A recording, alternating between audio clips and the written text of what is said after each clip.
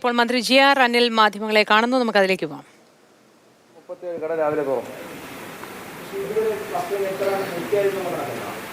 ഉണ്ടുണ്ട്. അത് അതിൻ്റെ കണക്കുണ്ട്. ആളിൻ്റെ എണ്ണമാണ് പ്രശ്നമായി. എല്ലാ ജില്ലകളിലും പ്രശ്നമായി. അതുകൊണ്ടാണ് നമ്മൾ ഒരു 5 ജില്ല എടുക്കാമെന്ന് വിചാരിച്ചപ്പോൾ 4-5 ജില്ല എടുക്കാമെന്ന് 46 ലക്ഷം പേര് വരും. അപ്പോൾ അത് വല്ലാത്തൊരവസ്ഥ. അതുകൊണ്ടാണ് ആദ്യം ഒരു പരീക്ഷാർത്ഥം മഞ്ഞ കാർഡുകാരെ നമുക്ക് ക്രമീകരിക്കാമെന്ന് ഉദ്ദേശിച്ചത്.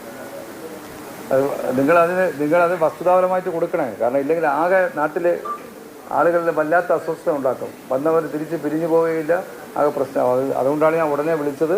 മാധ്യമങ്ങളിലൂടെ എഴുതി ജനങ്ങൾ അറിഞ്ഞാൽ 13,237 കട രാവിലെ തുറന്നു. അതിൽ തകരാറും ഉണ്ടാകില്ല എന്നുള്ള ധാരണയിലാണ്. ഇന്നത്തെ ദിവസം അല്ലേ?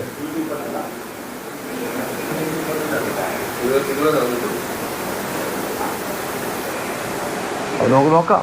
കുറച്ച് നമുക്ക് നോക്കിയിട്ട് ആവശ്യമായ ഉച്ചയ്ക്ക് ശേഷം അറിയിക്കാം. ഉച്ചവരെ നമുക്ക് നോക്കാം എന്താണ് അവസ്ഥയാണ് അല്ലേ?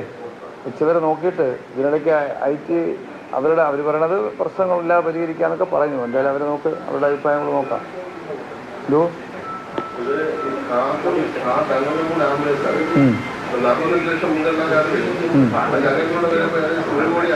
അതെ, അത്രയും പേര് വന്നില്ല. 40 പേര് ഓരോ കടകളിലും ക്യൂ നിൽക്കുന്ന കാണാൻ പറയും. കടയുടെ പരിസരത്ത് നമ്മളതും ക്രമീകരിച്ചു. കടയിൽ വെയിൽ കൊള്ളാതിരിക്കാൻ വേണ്ടിയാണ് തൊട്ടടുത്ത പൊതുസ്ഥാപനത്തിലേക്ക് മാറ്റിയത്. കാരണം ഈ മെഷീനിലൂടെ മാത്രമേ ഇത് ചെയ്യാൻ പറ്റൂ. അല്ല മറ്റ് സ്വകാര്യമായിട്ട് അവരവർക്ക് പക്ഷേ മന്ത്രി ജി.ആർ. അനിൽ മാധ്യമങ്ങളെ കാണുകയാണ്. ഇന്ന് റേഷൻ വിതരണം ഉണ്ടാവില്ല, അത് വേണ്ട രീതിയിൽ തന്നെ പൊതുജനങ്ങളെ അറിയിക്കണമെന്ന് മാധ്യമത്തോട് അദ്ദേഹം പറയുകയാണ്.